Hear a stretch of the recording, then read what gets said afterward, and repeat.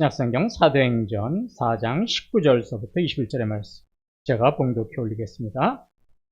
베드로와 요한이 대답하여 이르되 하나님 앞에서 너희 말을 듣는 것이 하나님의 말씀을 듣는 것보다 옳은가 판단하라. 우리는 보고 들은 것을 말하지 아니할 수 없다 하니 관리들이 백성들 때문에 그들을 어떻게 처벌할지 방법을 찾지 못하고 다시 위협하여 놓아주었으니 이는 모든 사람이 그 된 일을 보고 하나님께 영광을 돌림이라. 아멘. 우리가 두 번째로 맞이하는 전도지입니다. 우리가 예배를 끝나면 간단하게 식사를 하고 이제 우리가 또 정해진 장소로 나가서 전도할 겁니다. 오늘 우리 교회가 이제 복음의 기쁜 소식을 전할 때 주님께서 정말로 우리의 복음의 씨앗들이 그냥 땅에 떨어지지 않고 하나님께서 풍성하게 결실을 맺어 주시기를 주님의 이름으로 소망합니다. 네. 저와 여러분이 사는 세상은요, 참 악한 세상이라서 우리가 복음을 전해도 복음을 무시하는 세상입니다.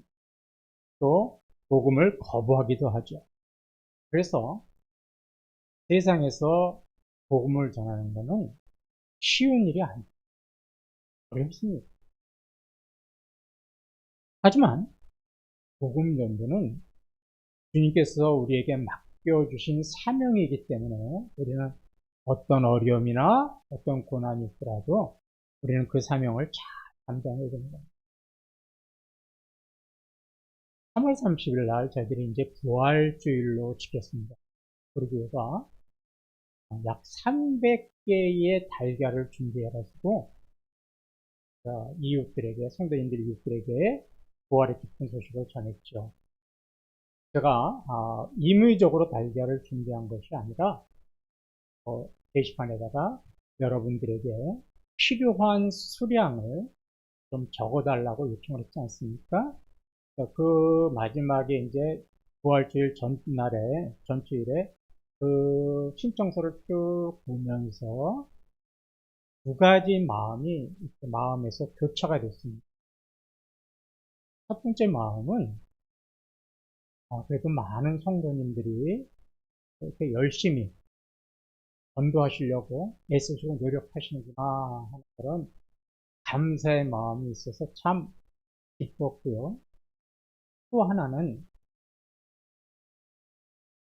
아직까지도 우리 온 교회 성도들이 하나가 되어서 복음을 전하지 못하고 있다고 하는 그런 사실이 또 하나 마음에 있어서 마음에 안타까움이 또 한편으로는 있었습니다. 그래서 기쁜 마음과 안타까운 마음이 서로 그것을 보면서 많이 교차하고 목회자로서의 마음이 좀 많이 이 생각 저 생각이 좀 많이 들었습니다. 물론 지난 그 부활주일에 전도용 달걀을 신청하지 않으셨다고 해서 나는 전도 안 해. 전도는 뭐 내가 왜 전도를 해? 이런 마음을 가지고 거기다가 신청서를 안 쓰신 분은 아마 한 분도 안 계실 겁니다. 그렇죠? 네, 그럴 거예요. 저는 그렇게 믿습니다. 또 혹시 제가 이렇게 우리 교인들의 주소를 보니까 무인도에 사시는 분은 없더라고요. 무인도. 그러니까 나는 내 이웃들에게 전해줄 사람이 아무도 없어요. 그래서 안 쓰셨을까? 그렇지는 않을 거예요. 왜요? 무인도에 사시는 분 한 분도 안 계시거든요. 다 이웃들이 있어요. 그런데도 안 쓰셨다. 뭐 전해줄 사람이 없어서 안 쓰신 것도 아닐 거예요. 그럼 왜 안 쓰셨을까? 이 부활절 전도의 달걀조차도 이웃들에게 나누어 주고 전달해 주는 것이 굉장히 부담스러웠던 거예요, 본인에게는. 그리고 전도가 익숙하지 않으니까 나는 못해. 어떻게 그런 걸 전해줘? 이런 어떤 두려운 마음, 불안한 마음 때문에 그 요청서에 나는 몇 개를 신청이다라고 하는 그 신청서를 작성하지 않으셨던 거라고 저는 생각을 합니다. 단지 그분만 그러셨을까요? 우리 모두에게는 전도에 대한 부담감과 전도에 대한 두려움이 다다 있습니다. 저도 마찬가지입니다. 그러면 우리는 하늘나라 갈 때까지 계속 이런 마음만 가지고 있어야 할까요? 어떻게 해야 우리가 전도에 대한 부담감과 두려움에서 벗어났어요? 그럼 지금보다는 조금 더 자신 있게, 담대하게 복음을 전할 수 있을까요? 우리는 그 문제에 대한 해답을 사도행전 4장에서 이 변화된 제자들의 모습에서 우리는 그 답을 찾을 수가 있습니다. 예수님의 제자들은 예수님이 십자가에 달리실 때, 그러니까 대제사장들의 부하들에게 의해서 끌려가서 십자가에 달리실 때 굉장히 제자들은 겁이 나고 두려웠어요. 그래서 어떻게 했습니까? 뿔뿔이 걸음아 나 살려라 그러면서 뿔뿔이 다 흩어졌습니다. 좀 더 심한 표현을 쓰면 도망간 겁니다. 그랬던 제자들이 오순절 마가의 다락방에 모여있을 때 성령의 놀라운 역사가 임하죠. 불같은 성령의 역사가 임합니다. 그때부터 성령의 역사를 경험하고 성령의 충만함을 경험한 제자들은 완전히 달라져서 담대하게 복음을 전하기 시작합니다. 성령이 충만해진 제자들이 단지 복음만 전한 것은 아닙니다. 우리가 잘 알다시피 사도행전 3장에 보면 베드로와 요한이 기도하러 갈 때 태어날 때서부터 걷지 못했던 사람이 할 일이 없으니까 성전 문 앞에서 구걸하는 모습을 봤어요. 너무나 안타까운 마음에 베드로와 요한이 이렇게 이야기하죠. 내게 은과 금은 없지만 내게 있는 예수님의 이름으로 일어나 걸어라. 이렇게 담대하게 선포하자 어떻게 됐습니까? 한 번도 걷지 못했던 사람이 걷게 됐습니다. 맨날 걷지 못해서 성전 문 앞에서 구걸하던 거린이 일어나서 걷게 되었다는 이 소문은 순식간에 예루살렘 성내에 퍼졌습니다. 예루살렘 동네에 난리가 난 거예요. 제자들이 그렇게 담대하게 복음을 전하고 병든 사람을 고치다 보니까 이전보다 훨씬 더 많은 사람들이 회개하고 예수를 믿기 시작했습니다. 모든 사람들이 다 기뻐하고 축복할 때 이런 상황에 대해서 굉장히 불편했던 사람들이 있었습니다. 이런 예루살렘에 돌아가는 모습을 보고 위기감을 느끼고 있었던 사람들이 있었어요. 그 사람들이 누구냐면 대제사장들과 장로들과 서기관들이었죠. 한마디로 말하면 사내들인 공회 사람들입니다. 여러분, 사내들인 공회라는 게 어떤 것이냐면 유다 백성들에 일어나는 모든 일들을 최종적으로 결정하고 최종적으로 재판하는, 지금으로 말하면 국회나 대법원 같은 데가 사내들인 공회였습니다. 그곳에 소속되어 있는 관리들이 굉장히 위기감을 느껴요. 그래서 더 이상 그들이 복음을 전하지 못하도록 제자들을 감옥에 가둡니다. 그리고 그 다음날 사내들인 공회 앞에 세우죠. 그리고 제자들을 신문합니다. 그들은 제자들에게 이렇게 물어요. 너희가 무슨 권세와 누구의 이름으로 못 걷는 사람을 걷게 했느냐? 아주 그냥 눈을 부릅뜨고 따지듯이 묻습니다. 그냥 분위기에 압도될 정도예요. 거의 막 60여 명의 사람들이 둘러가지고 이렇게 따져 물으니까 제자들이 위축될 수밖에 없겠죠. 그때 베드로가 이 사람들에게 예수님을 담대하게 증언을 합니다. 그러면서 베드로의 증언의 결론이 뭐냐면 사도행전 4장 12절이에요. 다른 이로서는 구원을 받을 수 없나니 천하 사람 중에 구원을 받을 만한 다른 이름을 우리에게 주신 일이 없음이라 하였더라. 다른 사람으로는 천국 갈 수가 없으니까 오직 예수님의 이름으로만 천국 갈 수 있으니까 나는 예수님의 이름으로 증거한 겁니다. 뭐가 잘못된 겁니까? 이렇게 담대하게 이야기한 거예요. 자, 그런데 한번 보세요. 베드로가 지금 이렇게 담대하게 우리는 예수님 증거할 겁니다. 예수님 외에는 다르게 구원받을 사람이 없으니까 우리는 계속해서 예수님을 증거할 겁니다. 이렇게 자신 있게 그들에게 대답했던 자리가 어떤 자리인지 아세요? 어떤 자리인지 아세요? 불과 얼마 전에 예수님이 대제사장들의 부하들에게 붙잡혀서 그 대제사장 앞에서 신문을 받던 자리예요. 똑같은 자리예요. 그때 베드로가 어떻게 했습니까? 나는 예수님 몰라요. 나는 저 사람이 누군지 나는 몰라요. 1번이나 부인을 했던 자리예요. 심지어는 자기가 살기 위해서 예수님을 어떻게 했습니까? 저주까지 했던 그런 자리입니다. 베드로로 보면 수치스럽고 부끄럽고 다시는 생각하고 싶지 않았던 그런 자리입니다. 지금 그런 자리에서 얼마 전에 예수님을 모른다고 그러고 저주했던 그 자리에서 베드로가 이제는 뭐라고 이야기해요? 예수님 외에는 구원받을 이름이 없어서 나는 예수님을 증거한다. 10% 달라졌어요. 그러면 베드로가 왜 이렇게 달라졌을까요? 그 이유가 어디에 있었을까요? 우리는 그 이유를 사도행전 4장 8절에서 찾을 수가 있습니다. 이에 베드로가 성령이 충만하여 이르되 백성의 관리들과 장로들아. 예, 이유는 단 한 가지.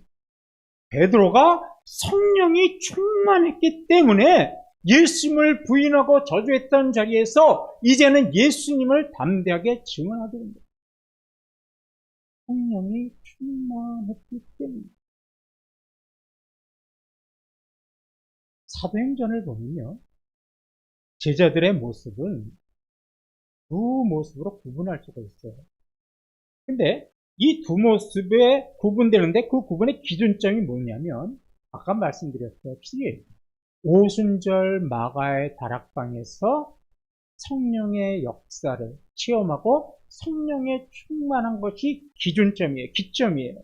그래서 요 날을 오순절 마가의 다락방에서 성령 충만을 받은 날을 기점으로 성령 충만을 받기 전에 제자들의 모습, 오순절이 지난 후 성령 충만을 받은 예수님의 모습, 이렇게 두 모습으로 구분할 수가 있습니다. 근데 제자들은 오순절에 성령 충만을 받거든요. 완전히 다른 모습으로 변합니다. 오순절 마가의 다락방에서 성령 충만을 받기 전에 그들은 예수님을 따라다니는 제자였습니다. 그런데 그들은요, 하나님 나라, 하나님의 일 별로 관심 없었어요. 마치 이런 거예요. 교회는 나오는데 마음은 콩밭에가 있는 사람이에요. 똑같은 겁니다. 제자들도 예수님을 따라다녔지만 마음은 콩밭에가 있었어요. 그럼 콩밭이 뭐냐? 예수님 따라다니다 보면 나는 한 자리 잡을 거야. 예수님 따라다 보면 세상의 부귀 영화는 내 것이 될 거야. 이것만을 위해서 그들은 예수님을 따라다닌 겁니다. 그러니까 예수님과 함께 복음을 전하는 일, 이거는 관심 없었어요. 오직 이 세상의 부귀 영화, 높은 자리에 올라갑니다. 그러니까 제자들끼리 어떻게 해요? 맨날 그거 갖고 다투고 싸웠잖아요. 이런 제자들이, 마음이 콩밭에가 있던 제자들이 성령 충만을 받은 후에는 완전히 변합니다. 어떻게 변합니까? 죽는 것이 두려워서 뿔뿔이 도망을 갖고 예수님은 따라다녔지만 세상의 부귀 영화를 쫓았던 제자들이 이제는 죽음을 두려워하지 않아요. 어떤 위협이나 협박에도 겁내지 않습니다. 담대하게 복음을 증거하면서 주님이 아껴진 사명을 감당합니다. 근데 이렇게 제자들이 변화된 거는요, 이미 예수님께서 예언하셨던 말씀입니다. 그리고 예언하신 말씀이 그대로 이루어진 거예요. 그러면 예수님이 뭐라고 예언하셨을까요? 우리가 잘 아는 사도행전 1장 8절입니다. 오직 성령이 너희에게 임하시면 너희가 권능을 받고 예루살렘과 온 유대와 사마리아와 땅 끝까지 이르러 내 증인이 되리라 하시니라. 예수님 뭐라고 했어요? 얘들아, 이제 너희들이 예루살렘을 떠나지 마라. 곧 내가 너희들한테 성령을 보낼 것이다. 그래서 성령이 너희에게 임하면, 불같은 성령이 너희에게 임해서 너희들의 성령이 충만하면 너희들도 나처럼 담대하게 복음을 증언할 것이다. 이렇게 예언하셨고, 그 예언은 그대로 오순절 마가의 다락방에서 성령이 임하신 후에 그대로 실천이 돼요. 여러분, 저와 여러분의 인생도 마찬가지입니다. 제자들의 인생이 성령 충만을 받은 걸로부터 성령 충만 받기 전의 모습과 성령 충만 후의 모습이 달라진 것처럼 우리의 인생의 전환점도, 물론 우리 인생의 전환점은 예수를 믿기 시작한 것이 인생의 전환점입니다. 그런데 이거는 실제적인 전환점이라고 저는 생각하지 않습니다. 왜요? 예수를 믿어도 콩밭에가 있는 사람들이 많거든요. 세상 교회 다니면서도 그냥 세상에서 잘 되고 행복하고 우리 가정 잘 되고 돈 많이 벌기만을 바라는 사람들이 얼마나 많이 있습니까? 이 교회를 다니고 오랫동안 신앙생활을 해도 놀러 가는 거 좋아하고 세상 쾌락 즐기는 사람들이 얼마나 많습니까? 그런 사람들 교회 다녀도 인생 변화된 거 아무것도 없습니다. 전혀 달라진 모습이 보이지 않습니다. 저는요, 저와 여러분의 실제적인 변화의 전환점이 뭐냐? 성령 충만. 제자들처럼 성령 충만을 받는 거예요. 그럼 성령 충만을 받으면요, 제일 먼저 뭐가 변하는 줄 아세요? 세상을 바라보는 시선이 달라져요. 세상을 바라보는 시각이 달라져요. 성령 충만을 받기 전에는 교회를 다녀도 그저 땅의 것을 바라보고 땅의 것을 즐기고 땅의 것에 행복을 찾고 이랬던 사람들이 성령 충만을 보면 무엇을 깨닫냐면, 성령님께서 무엇을 깨닫게 해주냐면, 그거 허무한 거다. 그거 일시적인 거다. 이거를 깨닫게 해주시는 거예요. 여러분, 여러분의 지식과 지혜로 인생이 허무하다는 걸 깨달을 것 같으세요? 전혀 못 깨달습니다. 인생이 왜 허무해? 얼마나 즐길 것들이 많은데. 우리 지식과 노력은 안 돼요. 무엇이 해야 돼요? 성령이 마십니다. 여러분들이 끊지 못하는 거, 여러분의 노력 끊지 못합니다. 술, 담배, 쾌락, 도박. 여러분의 힘으로 끊으실 수 있을 것 같으세요? 절대 못 끊습니다. 누구의 힘으로 끊을 수 있는지 아세요? 성령이 역사하십니다. 술을 그렇게 좋아했던 사람이 성령이 임하시니까 술이 쓰기 시작하더라는 거예요. 소주 한 잔을 마셨는데, 한 모금 마셨는데 도저히 써서 못 마시겠대요. 그럼 술을 끊었습니다. 여러분들의 지금 세상을 향한 욕망과 행복을 향한 추구,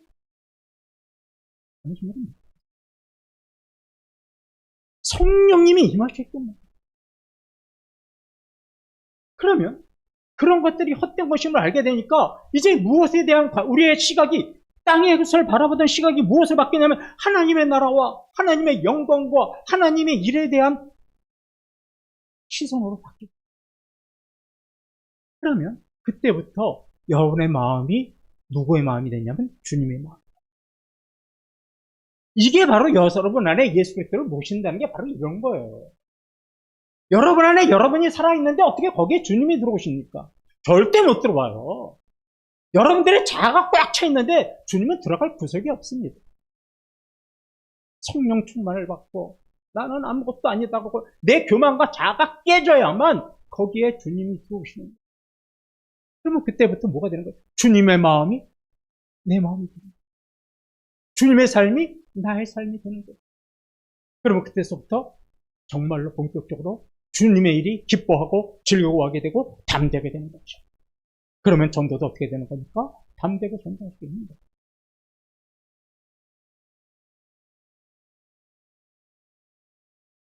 이 교회 보면요, 대부분의 성도들이 어떤 생각을 갖고 있냐면 전도는 무슨 특별한 교육, 훈련 이런 거 받은 사람이 하는 거라는 줄 알아요.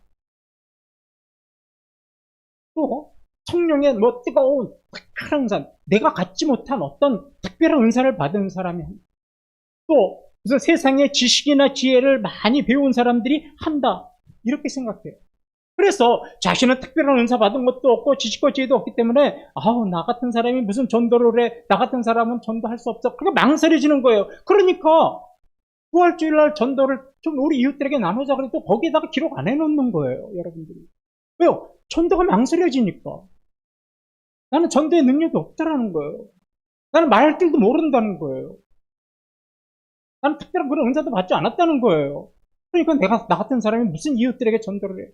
어떻게 보면 겸손일 수 있는데, 여러분, 이런 생각은요, 매우 부적절한 생각입니다. 이런 생각은 성경적인 생각이 아닙니다. 이런 생각은요, 마귀가 여러분에다가 전도하지 말라고 넣는 유혹의 생각입니다. 거기에 넘어가지 마십시오.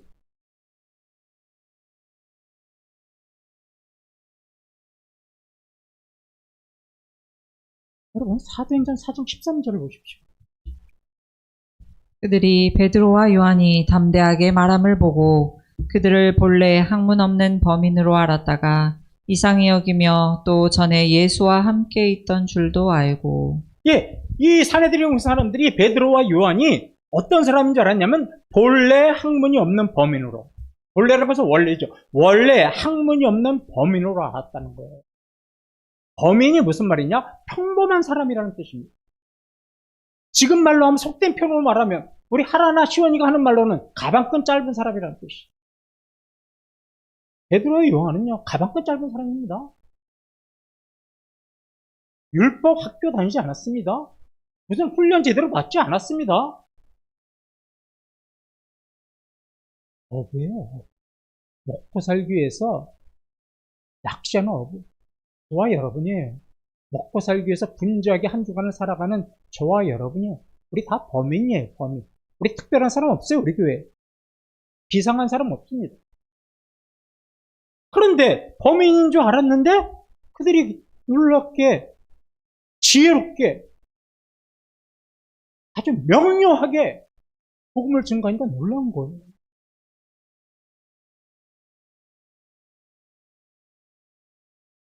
평범한 범인이라도 평범하고 가방끈 짧은 사람이라 할지라도 성령이 임하시면 복음을 전할 수 있는 거고 성령의 능력이 충만하면 병든 사람을 고쳐서 수많은 사람을 회개하고 예수님을 믿게 할 수 있는 겁니다.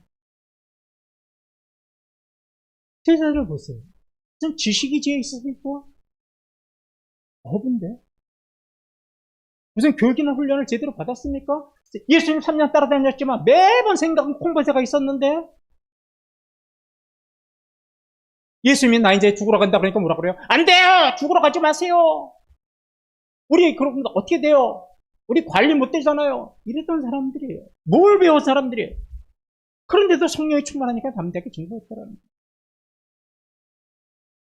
그런 걸 보면 전도는요, 무슨 특별한 훈련이나 교육받은 사람들이 하는 거 아닙니다. 앞으로 절대 그런 얘기 하지 마십시오.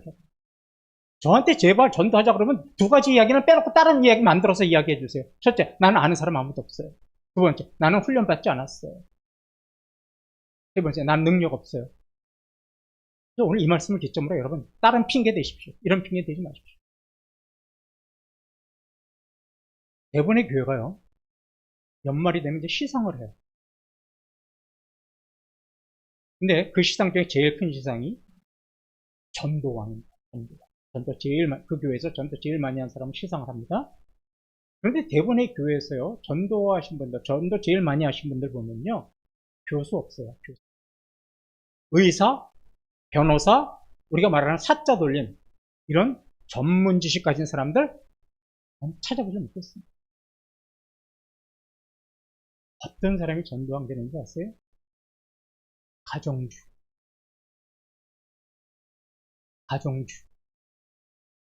조그맣게 동네 슈퍼 운영하시는 분들. 이런 분들이요, 거의 대부분의 교회에서 1년에 전도 제일 많이 하신 분으로 선정이 돼서 시상을 받아요. 이 사람들이 무슨 특별한 지식을 갖고 있습니까? 이 사람들이 직업에 무슨 사자가 들어갑니까? 무슨 대기업을 운영합니까? 말 그대로 본문에 나오는 것처럼 학문이 없는 범인입니다. 그럼에도 왜 전도왕이 될까요? 전도는 지식으로 되는 게 아닙니다. 훈련을 통해서 되는 게 아니라는 거예요. 뭐지? 성령이 임하셔야 된다는 거예요. 그것을 알 수 있는 게 누가복음 12장 12절의 말씀입니다. 마땅히 할 말을 성령이 곧 그때에 너희에게 가르치시리라 하시니라. 예. 전도는요, 성령이 우리에게 말을 주셔서 그 말 가지고 하는 거예요. 성령이 우리에게 주시는 그 말은요, 세상의 지식과 지혜하고는 근본적으로 다른 말입니다. 세상의 지식과 지혜로 전도를 하면 서로 간에 논쟁이 벌어집니다. 서로 간에 반박하고 기분이 상해서 돌아옵니다. 그런데 성령이 우리 입에 붙여주시는 말을 하면 상대방의 마음을 변화시키고 상대방의 마음을 감동시키는 말을 합니다. 우리 이 말씀 가지고 전도하는 거예요. 오히려 그래서 세상에 해박한 지식 갖고 있는 사람이 전도도 못해요. 전도하라고 하면 뭐하고 와요? 싸우고 돌아와요.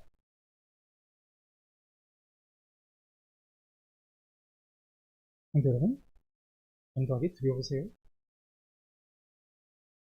전도가 망설여지세요? 전도는 전혀 내 일이 아니라고 생각하세요?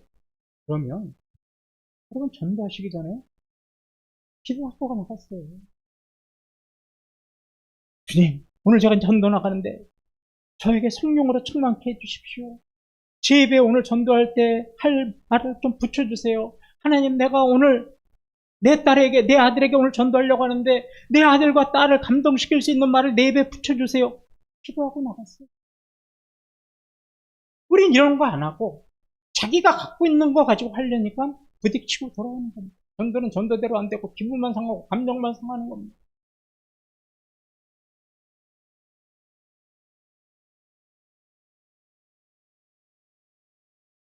성령님의 능력으로 전도하고 병을 고치자.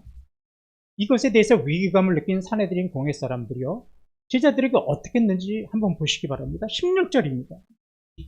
이 사람들을 어떻게 할까? 그들로 말미암아 유명한 표적 나타난 것이 예루살렘에 사는 모든 사람에게 알려졌으니 우리도 부인할 수 없는지라. 예, 산천초목을 떨게 만들고 사람을 죽일 수 있는 권세를 가진 사람들이요, 제자들 앞에 놓고 고민을 하고 있어요. 빨간 글씨 보세요. 이 사람들을 어떻게 할까? 고민에 빠졌어요. 왜요? 함부로 건드릴 수 없는 존재라는 겁니다.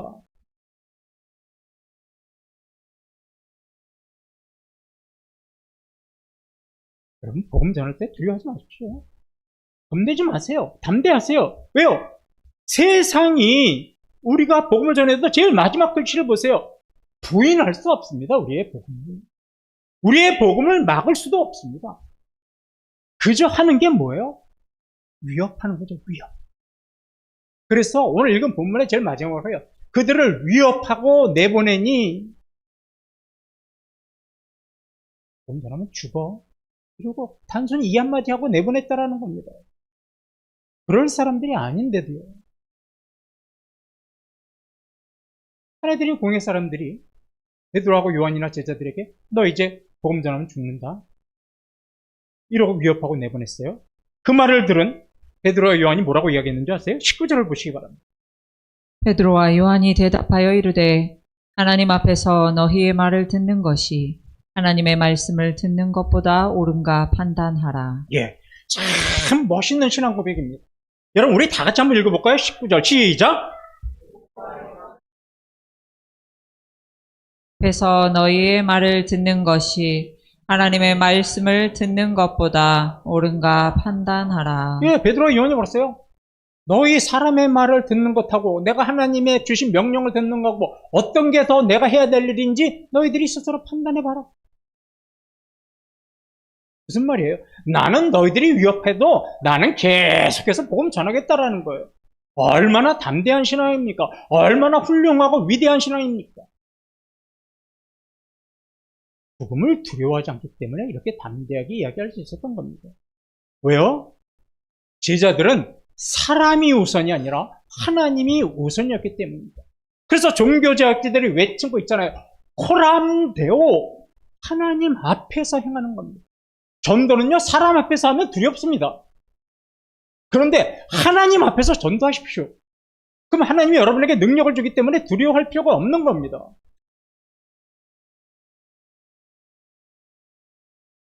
종교개혁자 마틴 루터가요, 종교개혁을 하자 발칵 뒤집혔어요, 천주교가. 그래서 보름스라고 하는 회의에서 재판을 받습니다. 이제 종교개혁을 했다는 것 때문에 재판을 받아요. 이 재판을 통해서 이제 마틴 루터는요, 성직을, 신부직을 빼앗길 수도 있고 또 사형을 당할 수 있는 위기의 재판입니다. 그런데 그 재판을 받을 때요, 마틴 루터가 어떻게 했냐면 그 재판의 하늘을 바라보면서 딱 한마디 했습니다. Oh God, here I stand. 오 하나님, 내가 여기 서 있나이다. 하나님 앞에 내가 서 있습니다. 저 나를 종교개혁하지 말라고 위협하는 사람들 앞에 서 있는 것이 아니라 하나님 앞에 서 있습니다. 나는 저들이 뭐라고 위협하든 이 부조리와 부패와 타락한 종교를 개혁시키고 이 종교개혁을 완성할 것입니다. 이렇게 얘기한 거예요. Oh God, here I stand. 오 하나님, 내가 지금 주님 앞에 서 있습니다. 이런 믿음은요, 우리가 잘 아는 스테반 집사도 가지고 있었습니다. 스테반 집사가 예수님을 복음을 증거했다는 이야기 때문에, 죄 때문에 산헤드린 공회에서 재판받죠. 그때 스테반 집사가 그 자리에서도 예수님을 담대하게 증거하니까 도저히 그 말을 듣는 사람들이 양심의 가책을 받아서 견딜 수가 없어요. 그래서 귀를 막고 어떡합니까? 돌을 들어서 스테반 집사를 칩니다. 돌을 맞을 때 스테반 집사의 모습이 어떤 모습인지 아세요? 사도행전 7장 55절 56절을 보십시오. 스데반이 성령 충만하여 하늘을 우러러 주목하여 하나님의 영광과 및 예수께서 하나님 우편에 서신 것을 보고 말하되, 보라 하늘이 열리고 인자가 하나님 우편에 서신 것을 보노라 한대. 예, 스테반 집사도 역시 마찬가지로 하늘을 봤습니다. 하늘에서 누구를 봤어요? 하나님 우편에 앉아 계신 예수님을 본 겁니다. 이 순간 스테반 집사는 자기를 돌로 치고 있는 산헤드린 공회 사람들 앞에 서 있는 것이 아니라 하나님 앞에 서 있다는 것을 알았어요. 그러자 돌을 덜어서 치는 것도 무서워하지 않았습니다. 오히려 그들의 죄를 용서해달라고 어떻게 했어요? 그들의 죄를 용서해달라고 그들에게 대신해서 기도를 했죠. 말씀을 맞죠? 근데 여러분, 전도할 때 두려움을 떨쳐버리고 싶죠. 담대하게 복음을 전하고 싶으세요? 그러면 여러분들이 두 가지를 기억하세요. 첫째, 먼저 여러분 자신이 생명으로 킹면해지시고, 그래서 전도할 때 이전에 생명으로 킹면 펴주셨죠. 오늘도 우리가 나갈 때 한대 기도하고 이렇게 기도하고 나가야 돼요. 그리고 또 하나는 내가 사람 앞에서 전도하는 것이 아니라 하나님 앞에서 전도하는 것. 내가 사람의 위협이나 협박이나 무시나 모멸감을 내가 더 이상 두려워하지 말고 온전히 하나님이 기뻐하시는 그 모습 앞에서 내가 오늘 전도하죠. 이 두 가지 마음을 가지고 나가시면 전도가 두렵지 않아요. 조금 더 자신감이 생기고 담대합니다. 그러면 그 다음에는 성령님이 전도 다 이루어가시는 거예요. 이제 오늘 우리가 정해진 장소에 가서 이제 전도지와 전도용품을 전할 때 세상적인 말 하지 마세요. 세상의 지식, 지혜 여러분들이 많이 갖고 있다 하더라도 그런 얘기 좀 절제하고 자제하세요. 그리고 말도 많이 하지 마세요. 마틴 루터가 딱 한마디 했잖아요. Oh God, here I stand. 오 하나님, 내가 주님 앞에 섰습니다. 왜 이 말만 하시면 되는 거예요?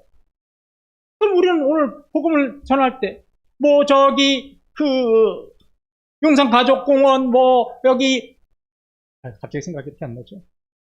이 서빙고요. 이 지역을 돌아다니고 할 때 여러분 간단하게 이렇게 하시면 돼요.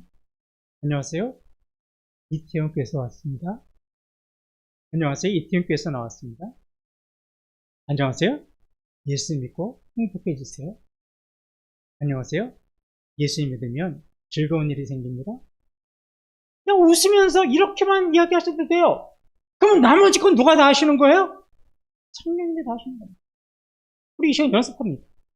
서로 마주보세요. 마주보세요. 네. 다 같이 합시다. 안녕하세요. 이태용께서 왔습니다. 왜 안 하세요? 다시 서로 마주보고. 네. 서로 마주보세요. 네. 이렇게 앞뒤로 봐서. 네. 권사님하고 보세요. 마주보시고. 장로님, 권사님 마주보세요. 장로님, 권사님 마주보세요. 예. 네. 시작. 안녕하세요. 이태용께서 왔습니다. 네. 다시 한 번요. 안녕하세요. 예수 믿고 행복해지세요. 네. 이게 답니다. 오늘 전도. 오늘 전도나 한다고 두려워하지 마세요. 뒤로 빠지지 마세요. 우리 교회가요, 부흥하고 성장하기를 원하시죠? 아멘? 그러면 우리가 한 가지 마음을 가져요.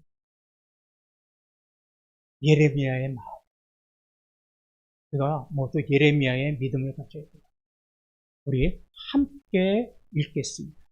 예레미야서 20장 9절입니다. 시작.